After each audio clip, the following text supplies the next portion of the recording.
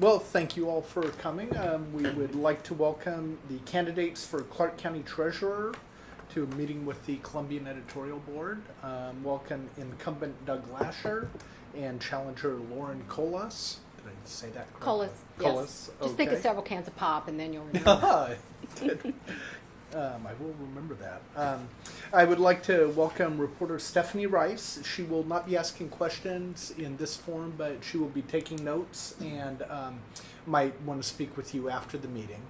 Also, we are videotaping this for use on our website, just so you know. My name is Greg Jane. I'm the editorial page editor here at the Columbian. I will be moderating this meeting. We'll try to keep it moving. Please try to keep answers on topic, and we'll stay focused and hopefully move at a brisk pace, but hopefully have some good discussion as well. We'll start with opening statements. Please tell us why the people of Clark County should vote for you.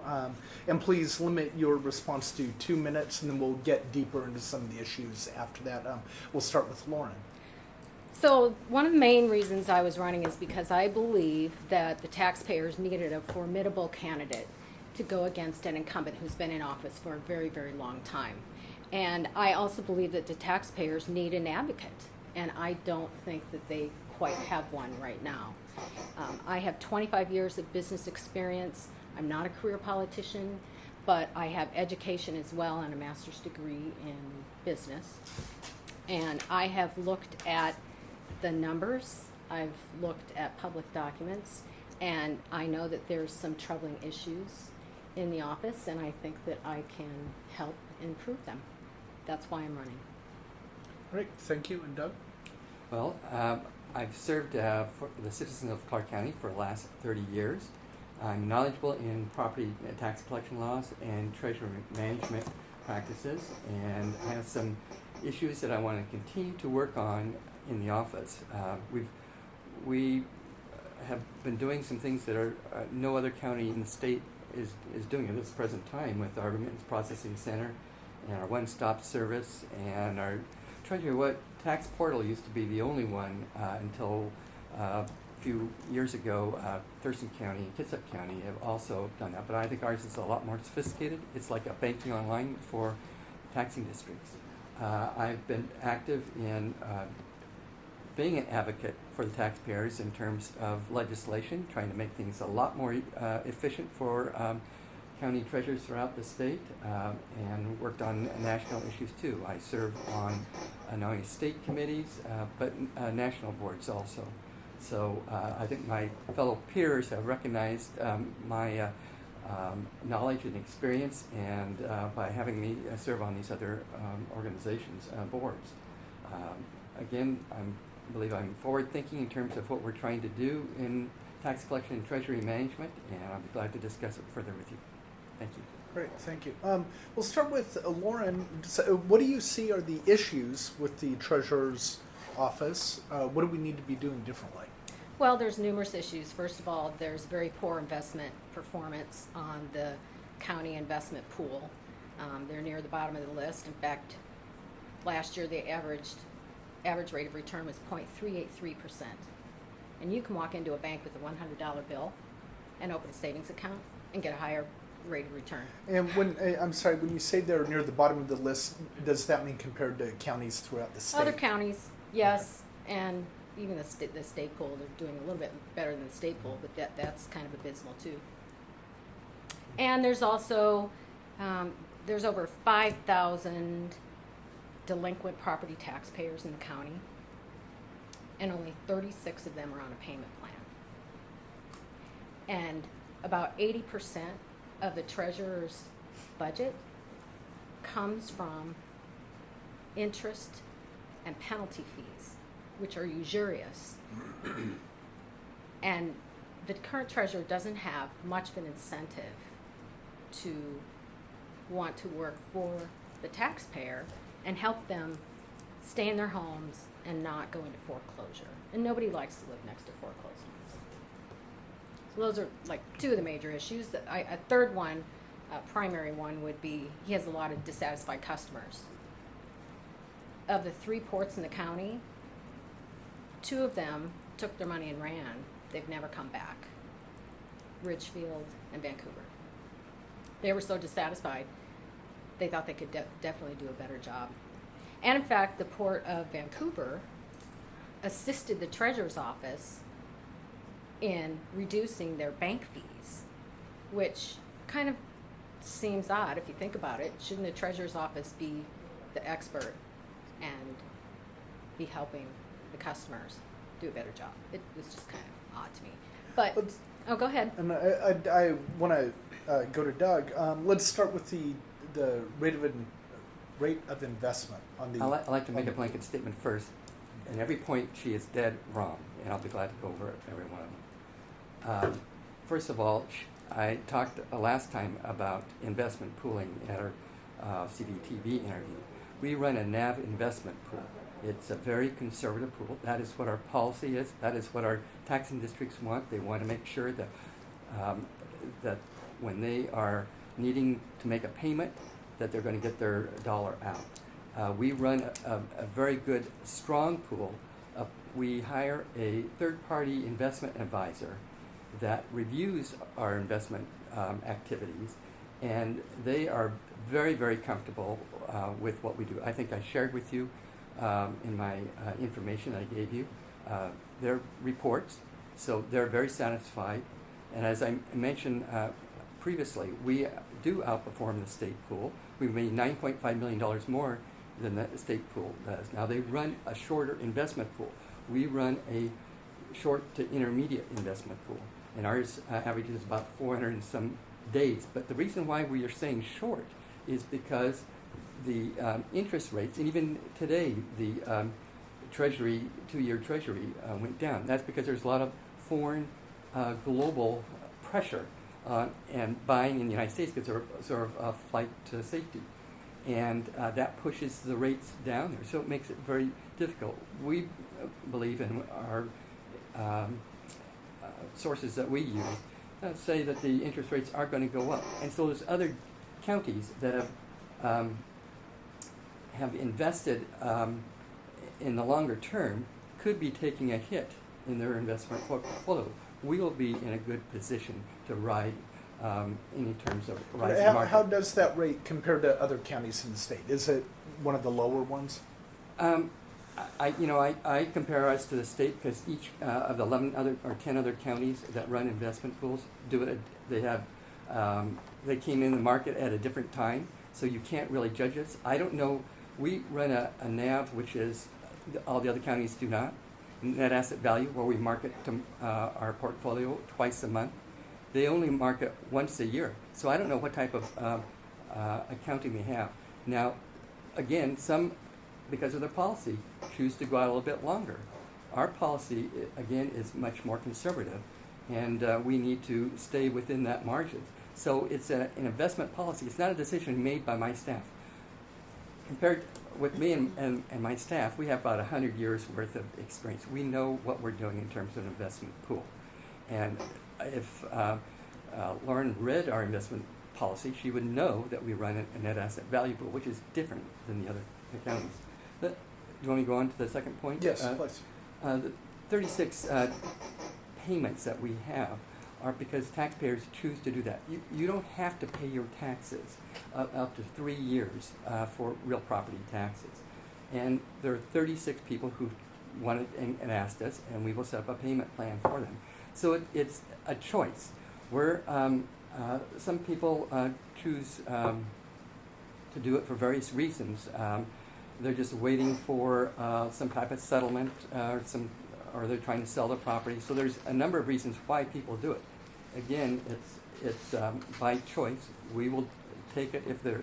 In fact, I was myself. It was a Jim Mueller proposed the legislation. Doyle Shell and I went up on a very icy. I went the night before, but he went the day before, the next morning to testify in front of the legislature to pass this legislation. And this is legislation that I worked with Representative Mueller in getting through the legislature. And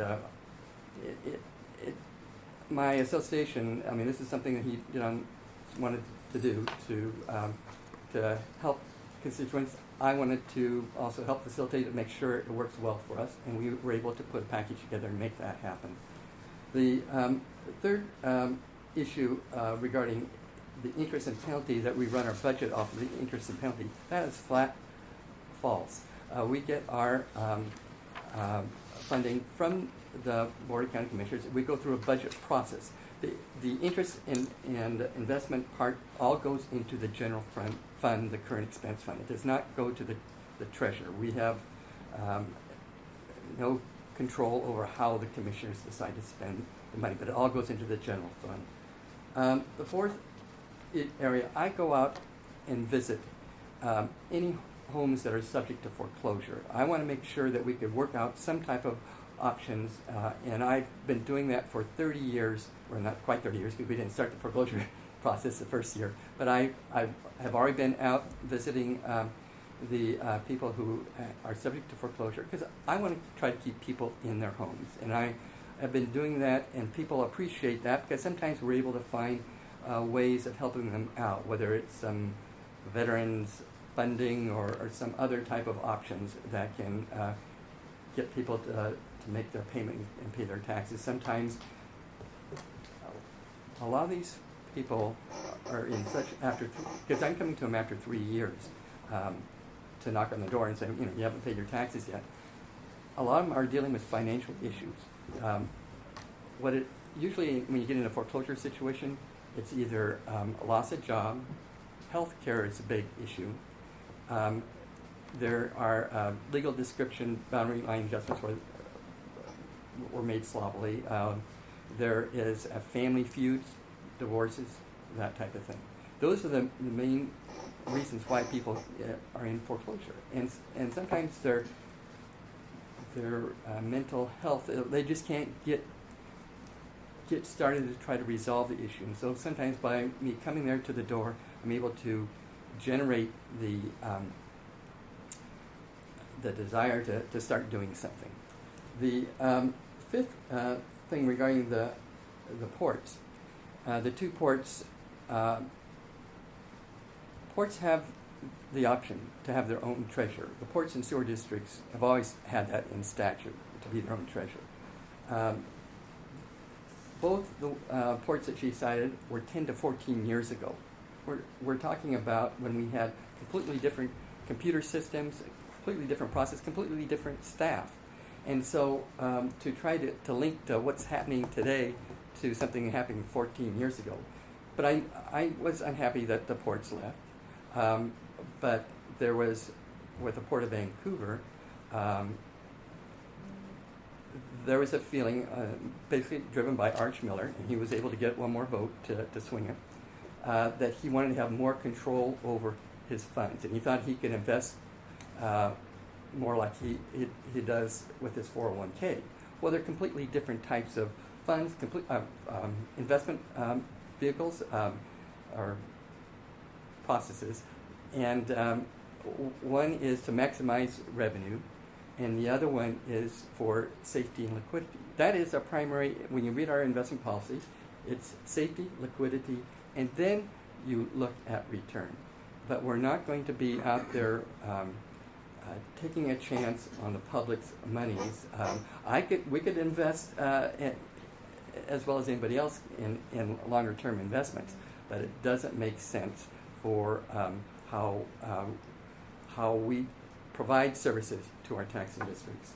And the Port of Ridgefield, they wanted to make some personnel changes and revamp. And that, I don't know if you remember the changes that they went through with a recommendation by Mr. George Fox that was the finance director for a short while, and then went over to the city at Ridgefield to be their city manager, and then left after that. But that was all due to some organizational changes, and the ports, and we have Port of Kaminista-Washougal right now, and we're working. They have some issues that we're working with them on to provide better services. But we also, when the ports moved, they have to also pay for all their treasury management services now. So taxpayers have to pay additional. Right now, we provide that service to our taxing district, so it's only being done once. I mean, that's part of the reason why treasurers were created in the state, to do treasury management and banking services in one stop, one area, rather than creating multiple entities like in Texas and other areas that have had in the One past. thing you mentioned the issues with the ports were several years ago. Let's move on to something more recent. And earlier this year, the county's online property information center crashed 3 times. Is that on your office? Is that a county problem? The online, I just have one other thing before I get to that. We invited the Port of Vancouver to come to attend. We do, in fact, we're planning to do again this next year an RFP for banking services. It's usually a 5-year process. And we invite other folks like the City of Vancouver, Port of Vancouver, to see if they wanted to join, because you could, with volume, you could reduce your fees. And so they participated in that process. So it helped everybody. And we look at ways of bringing everybody together, and I'll talk more later on about other activities that we do. But, and Erin knows, pardon me, Lauren knows this, that when the commissioners oversee the Department of GIS. The Department of GIS is the one of the ways that you access property tax records. It has the most information. Their system, because they're only an 8 to 5 operation, Monday through Friday, and I wrote a letter complaining to commissioners. I think that they need to have a better, if they're expecting people to go out there and look at the website, that they need to have some backup or plan. What kind of something response precious. did you get on that? The commissioners said, well, I heard that through IT they've been looking at different options, but it's expensive to have somebody watching or on call on the weekends, and they've chosen not to do that. But I think most people in real estate, a lot of times my parents were in real estate, that about 50% of your sales are done on weekends, so it'd be nice to have access to that if something doesn't go down. What happened on that particular case was the IT department does a lot of patches, and they do upgrades. They had an upgrade to Microsoft that somehow brought down the system, but the GIS has their own programmers in that area, and again, most people are used to going through that website, which has a lot of our tax information out there. But we also have, if you're trying to pay property taxes, you could click onto my homepage here and go there. If you have your statement, you could just go click there and go right out to our third-party payment provider and pay your taxes there. So we had, and the only backup that we have at this point in time, unless the commissioners are willing to put more funding, which has always been something that I've complained about at every budget cycle, that I think that they shortchanged our IT department, because that is the main free way to meet infrastructure to make things happen. Lauren, if you were treasurer, how would you have handled those crashes differently? Well, first of all, someone would have been on watch. I mean, in business, you always have somebody on call. How would you pay for somebody to be on watch? Is the money Generally, in the there's budget? a schedule that's alternated. For instance, you might have somebody that's working Wednesday through Sunday, but there's complete coverage. You know, because businesses live and die by their customers, right? And if they don't have happy customers, they're not in business for very long, because they're not going to be making any money. And when you have issues like continual technology problems in the government, that there's some kind of problem there. Now, and should that be on the treasurer's office or on the county? Well, On the in commissioners? any company, you have different departments, and you have to work together with them to resolve those issues. And I've collaborated on numerous technology-type programs and implemented a lot of them, too, in my business career. And, of course, there's going to be problems, but, you know, if you can't get it right after 30 years, you know, when are you going to get it right? Lauren, it's not unusual in a department like this where the number two person is really the person that sort of runs the show. The case right now, that's John Payne. If you were elected, would you retain him, or would you be bringing in another number two, and who would that be? You know, I don't know. I have not met him yet.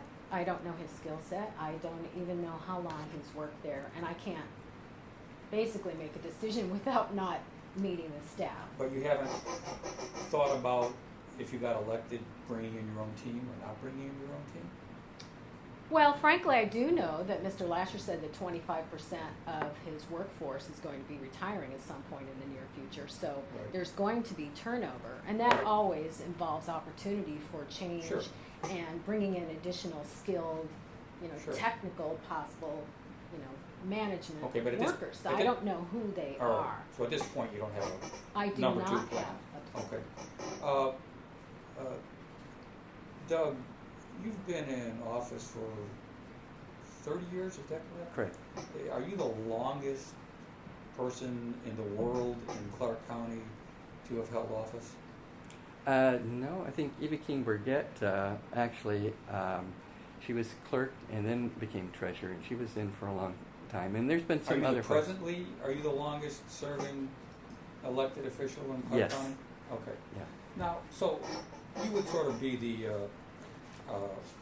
poster child for career politician at this point.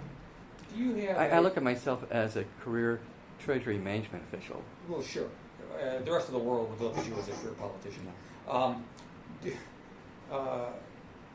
Do you think there is any benefit in turning over career politicians, letting a little new blood into the process? Well, as a manager of that department, and I assume just like the Columbian, that people tend to move on, and so we do have turnover that occurs. And Just not you. not me, but I'm able to at least give the direction and guidance and know what to look for. Actually, there's about 25% of the treasurers in the state of Washington have 30 or more years experience in a treasurer's office. So that includes being there prior to being elected and being elected. So I'm within that top 25% of the treasurers. So it's not unusual to have that. In fact, you find a lot of county administrative officials have been in office for a very, very long time, whether it's the assessor, the auditor, the treasurer. So I think it provides a continuity. In fact, we had an email today where somebody was talking about voided warrants, which are like checks when someone hasn't paid them. And it required I'm not the longest serving treasurer, but the longest serving treasurer did respond to it, saying that back when Mike Murphy was the treasurer for Thurston County, he was the former state treasurer, that we had, and I remember those discussions about two competing pieces of law stating in different directions, and one that's more specific is what we use. And he had to point that out to the newbies that were getting direction from the Department of Revenue, and that's not correct. And so that was just one of the advantages of having people on for a length of time. But part of the reason why I'm running, the reason why I wanted to run, and it's not like I needed this job, but the reason why I wanted to do it is to finish out some tasks. Our point of sale system that we're requesting, I do have a transitioning of some staff that in key positions that I want to be able to be there to make sure we have continuity of services, not only to the taxpayers but to our taxing districts. But we also have our remittance processing center, which is a very unique operation, that we're upgrading the technology there. We also want to upgrade the technology on third-party payment provider, and also working on our treasury management web portal. And those are areas, plus a couple other areas that I'm looking at. So if you win this election, would you run again? I'll take a look at that. As life gets older, I'm not going to say no, and I'm not going to say yes. It depends on what the situation is in the county, because there are other offices that sometimes you look at that you feel like you need to be there for stability purposes, and that's one of the things that I will take a look at. But a lot of it deals with family life, health issues, all those things that you think about when you are running. And there are things that I do plan to do when I retire. Some people don't have plans. The work is their life, and Okay. and that's. But I do have other interests too. Lauren, what do you think of career politicians? Well, I think our founding forefathers didn't intend for us to have career politicians. They looked at people being government as ordinary citizens for a period of time, not infinite. Would you run again if you won? I don't know. My career has generally been very project oriented, and I've been very good at going into companies that have personnel problems, revenue issues, system issues, all kinds of accounting related issues. I go in, determine what the issue is, put a plan together, fix it, and get out. So I don't know that I would be challenged enough. It depends on what all needs to be, improved upon in the next 4 years. So I certainly wouldn't go past 2 terms if I were elected. Now, along those lines, have you ever managed a staff? I have, yes. What's the numerous biggest times. staff? Probably 30 to 35 people. And the largest budget that you've dealt with? Oh, gosh. Probably $10 to $15 million. And Doug, how big is your staff and what's the budget? Our budget right now is $4.6 million for 2-year budget. We have 25 and a quarter people. That includes me.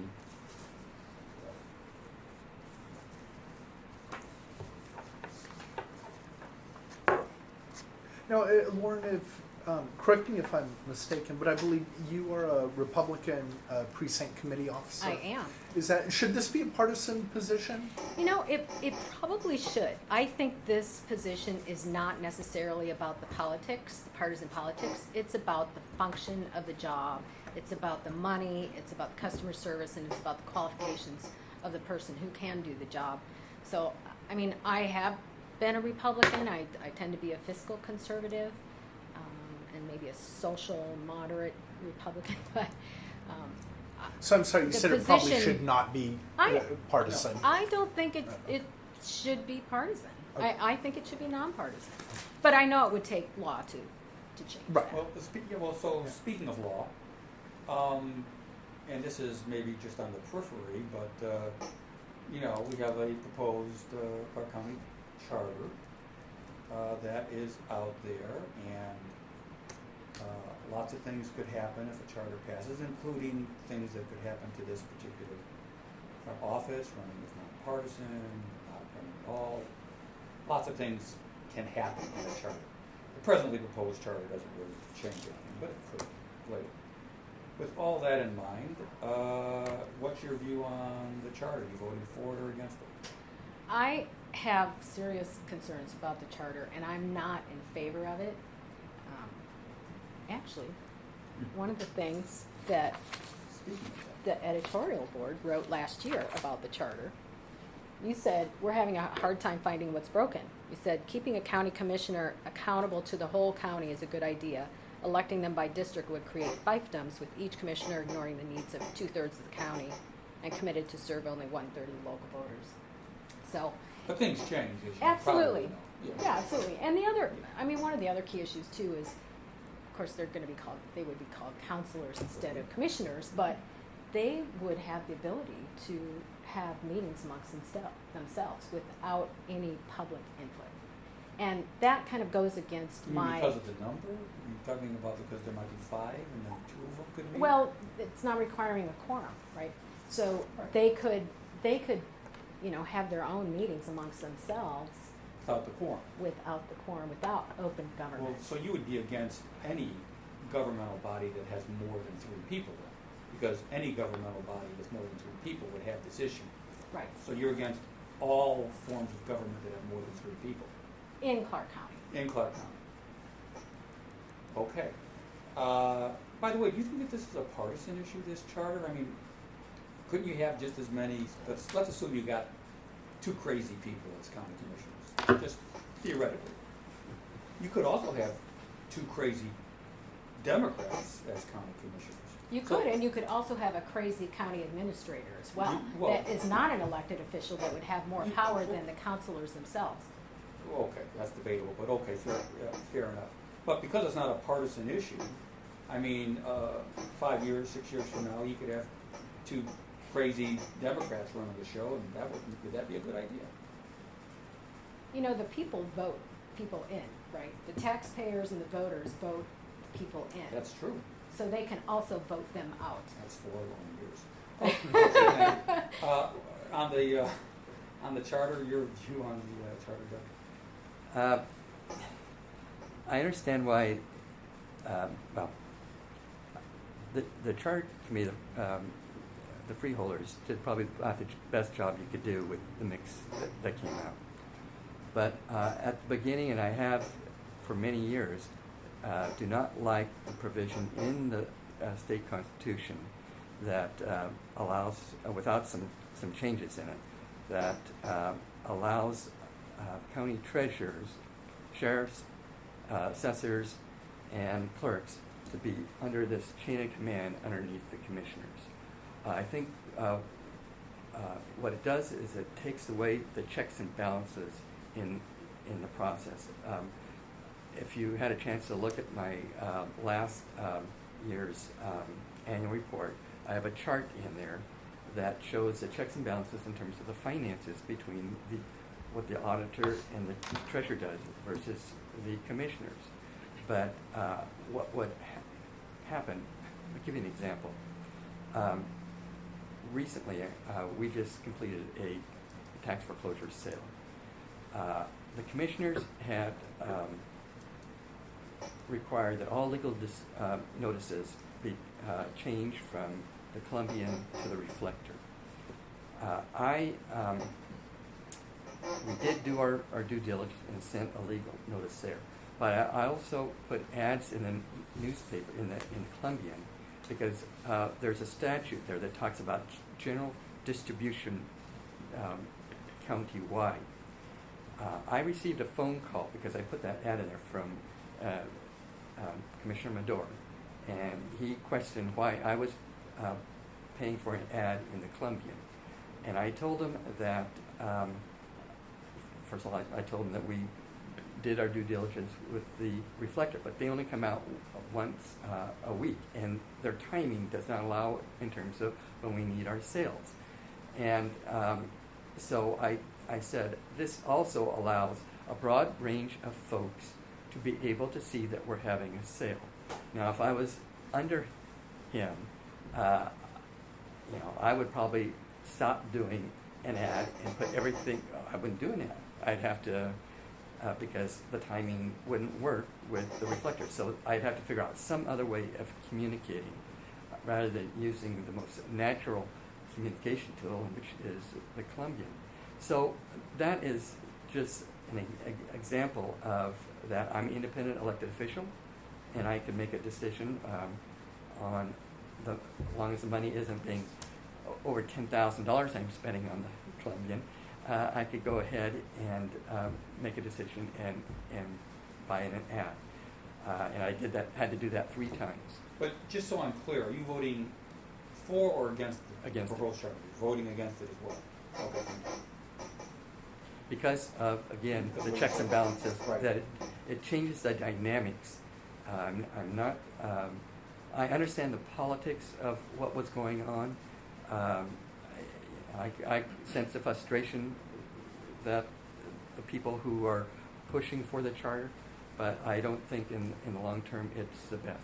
One other quick question on this charter, since I asked Lauren this as well. Notwithstanding the charter for a second, do you think it's a good idea to just have 3 people sitting on the county commission running the show so that ultimately just 2 people can make decisions on our lives? I'm happy with 5. They could do that. They could have done that years ago because it's in statute.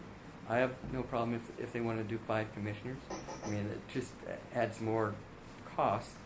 The one thing too about looking at the other counties that have our charter home rule counties, I don't see any reduction in costs. I don't see any improvement in services. I don't see the advocacy. It tends to dissipate, and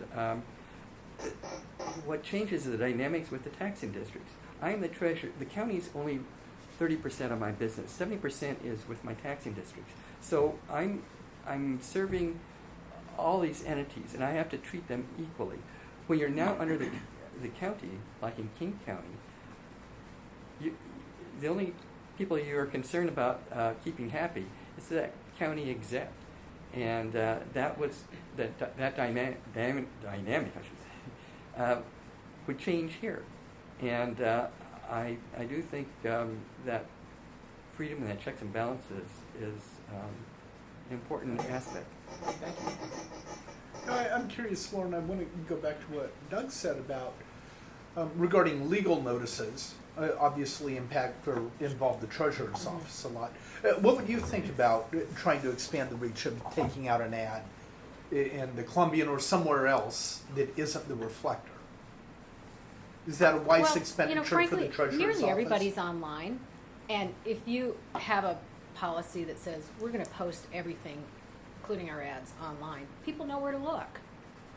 I mean, whether it goes in one newspaper versus the other, I mean, I don't think it matters that much. I think people, if they want to look for the information, they'll know where to go to What if get they don't it. want to look for the information? What if they don't know they're interested in the information? How do you get the word out? In other words, under your scenario, they would need to know in order to then seek it out. Sometimes advertising in general Correct. is there to reach people that may not know that they Right. could be interested. So. Well, I don't have any allegiance to any one newspaper. I mean, if it would require a notification Right. broadly, sure, I would use all the methods, whether it's the Camas Washougal Right. Coast or the Columbian or the Reflector, and each one kind of represents, different parts of the county as well. So you don't necessarily buy into Commissioner Medor's theory that the Reflector is the be-all, end-all newspaper of the county that people should just be going to. I don't know what Commissioner Medor prefers. Oh. I mean, that's, I can't speak for him. No, he speaks for himself. Right, But you must not you're be asking listening. me about his opinion, But and you I must don't. not be listening then. Well, I know that there have been disagreements in terms of what you think of them and vice versa, but I don't really need to get into that. I don't know how much that has to do with the treasurer's office. Well, so. it's just, it in theory was just how you would go about reaching people. Right. And that's what you're talking about. But thank you. Well, to me, it's like, what's best for the taxpayer? Exactly. Absolutely. So Lauren, I have a question about Sure. are you currently employed? I am doing contract accounting work. I have opted not to get a permanent position when I filed as a candidate because I knew it would be unfair to a potential employer to say, oh, by the way, I'm running for office and there's a very likely chance I may win. So I just didn't feel I wanted to look for a permanent job. That's why I'm doing contract work. So you didn't really list any, like what companies have you worked for? You said you managed 30 to 35 people and with a $10 million budget. What company I've was worked- that for? Well, most of my career was up in Alaska in the oil and gas industry. I worked at ARCO. I worked for public accounting firms. I've worked for BP. I've worked I worked for Connolly, which is a national auditing firm, and numerous Fortune 100 companies that I worked directly with for projects. I mean, everything from AT&T to, I spent an entire summer down working on the oil spill, contracting, doing contract auditing for all of, nearly a whole slew of contractors down there who were providing services to BP. Freeport McMoran, Rite Aid, Okay. I mean, all kinds of extensive, large companies. Thank you. Any other questions? A question of Doug. You've got a goal here to enhance the professionalism of treasury management. What's that about? And why does that matter to the citizens of Clark County? One of the things, right now under our statute, it's been around since 1889, and actually before that, you just have to be a registered voter in the county and to be able to serve. And I think there needs to be more of that when you're managing a $500 million investment portfolio, running about $5.7 billion through your books on an annual basis. And I'm looking at, it's been a little upward battle, but there's some additional legislation coming. I proposed it last year, but there was a desire by the basically state treasurer wanting to pull a requirement to have education requirements for an investment officer, though my investment officer has a master's in finance, and I have another person who oversees that person has had 30 years of experience in the private sector and public sector in investing and finance, and of course myself and the rest of my staff that have investment experience, but in finance experience. But I just felt that we need to move the professionalism of the treasurer's office up a notch in government, and so I would like to see some requirements for running for treasurer.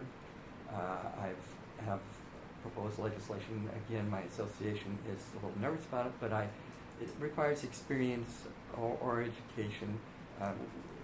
Probably everybody in this room would qualify. I mean, we're talking about some very general requirements in terms of college education. That's relevant. Well, maybe or maybe not if in the area of finance or business, something like that. But if it's in education PE or something like that, probably wouldn't qualify. But I'm trying to work. We do have some legislation that is coming up that I've agreed to try to. I agreed to pull that section of the law that we tried to get passed last session, and they're trying to actually enhance it more so and put additional requirements. I'm going to be pushing it again, legislation on the area of investments, but also in the area of treasurers and their deputies, the chief deputies, to have some experience of at least a few years, because it's a balancing act, because you've got the large counties and you got the small counties. And the small counties, most of those folks come up within the ranks. They either came, some of the very small counties, they were hired out of high school, and they've just sort of learned the ropes as they've gone along. And so they're very much into the processing daily, because they have to do it because there's only 2 or 3 people in the office, versus larger counties which have staff that do the accounting and the financial management, or the investing, or the collection work, or whatever like that. So there's a vast difference. So you have to have that balance in there. But I am wanting to see, at least for treasurers, some requirements. For sheriffs, the only requirement they have to attend is the FBI Academy School after they get elected. So anybody could run for sheriff, and but then you're required to do that. Prosecutor, you have to have passed the bar. You don't have to have a law degree, but you have to be a good test taker and pass the bar. But I do think there needs to be enhancing a professional and the professionalism of treasury management. The question you had regarding whether partisan, nonpartisan, I would be satisfied if it was nonpartisan. If we change the way that a person is appointed, if there is a vacancy, because right now it would be the commissioners making that choice, and I think it needs to be broader than that. I think not only the county, but I would like to include my taxing districts in that choice of the selection of the candidates to be put forth before the board. So those are changes that would require legislation in order to make that happen if we went that. But I do feel that the only advantage of having partisan is if you're running for office, you have a sort of ready set group that you could go to for support. Other than that, if you're nonpartisan, you got to make your own. And but I every one of the decisions that we make in our office are nonpartisan. They're very ministerial positions. A lot of times people think it's the commissioners that make those laws that we are required to follow, but it's really the state legislature. That's why we're up in Olympia a lot, working with them on our legislation and writing the rules of how we operate. Commissioners do have a lot of say because they control the resources of how we do our job, whether it is our budget, HR, IT, which we rely on a lot. So those are the ways that they have a strong influence over the job of not only the treasurer, but the auditor, the assessor, the clerk, the sheriff. And when I talk about this checks and balances, I'm also including the sheriff under that too, because we all could be thrown under that umbrella. Lou, were you going to? Okay. Great. Well, thank you. We'll move on to closing statements. Can I just say a couple of Yeah. defending statements? Sure. So I think it's admirable that Mr. Lasher is spending a lot of time in Olympia trying to get some consistency in terms of maybe what treasurers should or should not be qualified for in order to do the job. What I do think, though, conversely, is that maybe he should have spent more time talking with his customers. Because when I was out doing my due diligence, I found a lot of unhappy customers who are not satisfied with the treasurer's office. And I think that things can be improved drastically. So one of the things that I would implement is a culture of continuous improvement. I'll use one example from my prior CBTV interview. When I was out talking with the port of Camas, Washougal, Kim Noah was very unhappy with what the treasurer had done, and that is putting one of their state grants in jeopardy, because twice a year she would always call and say, I need my payroll tax information in a timely manner. It was never provided in a timely manner. The IRS ended up sending notices directly to the port, which is totally beyond their control. Not only that, when she called, she said there was very poor customer service and they were rude to her. And then when I talked to Mr. Rip, I said, well, when was the last time the treasurer was even out here? And he said, gosh, I don't know, I think it was like 2 years ago, and that was just for a photo op. And when I've talked with other school districts, I have had numerous conversations. Some have never even met him. Some have said that the functions of the position in that office are so archaic and out of date that they have no choice, like school districts in the cities, they have no choice but to use the treasurer's office. So there are numerous ways in which improvement can be made. And I guess I'll just kind of roll into my closing statement, and that is that the bar needs to be raised for the treasurer's office in terms of expectations. Our county and our taxpayers deserve so much more. And I think that just like the assessor and the county clerk, when they came on board and they took over from their predecessors, they had business backgrounds as well, and they made tremendous improvements to those offices.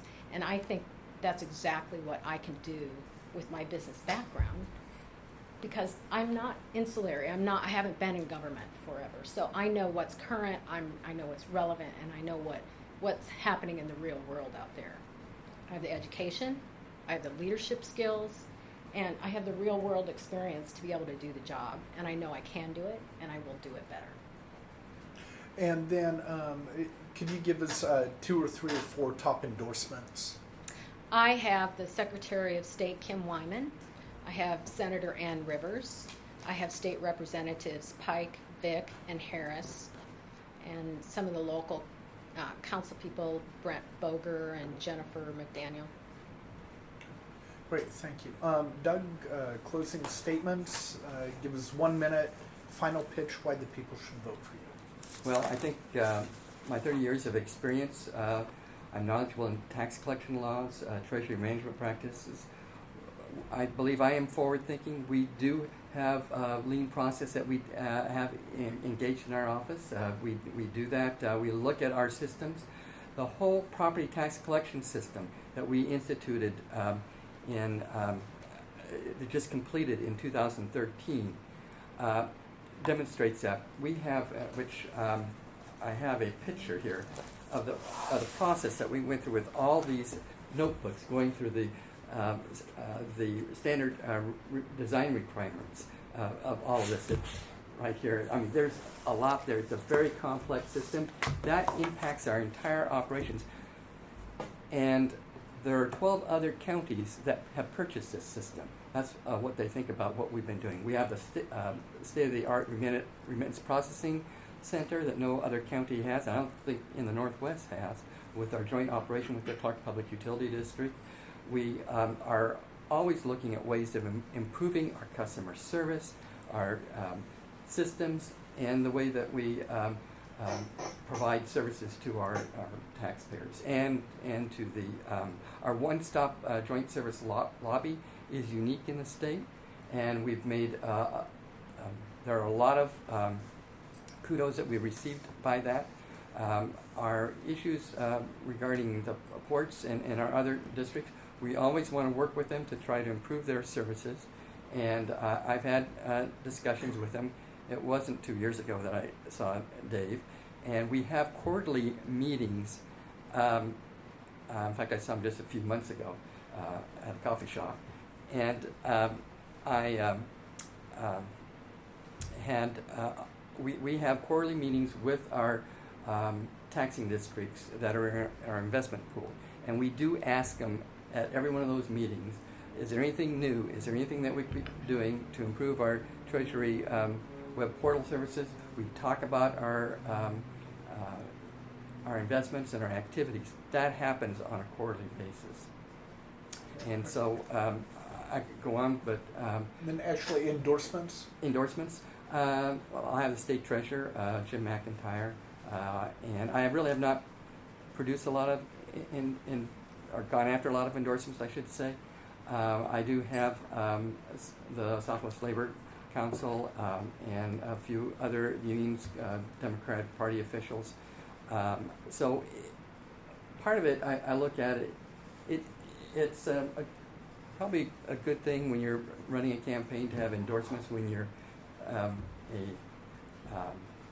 not an incumbent, or because really an incumbent is you're running on your record, and the endorsement is as the voters who voted over the last, for me, for the last 30 years, but it's you're sort of running on your own, on your record, and what you've been doing. But I do have that. I just haven't focused on gathering tons and tons of names of folks, because my strategy has been a little bit different in my campaign. So it's a little different this time than the past. Thank you very much for your time.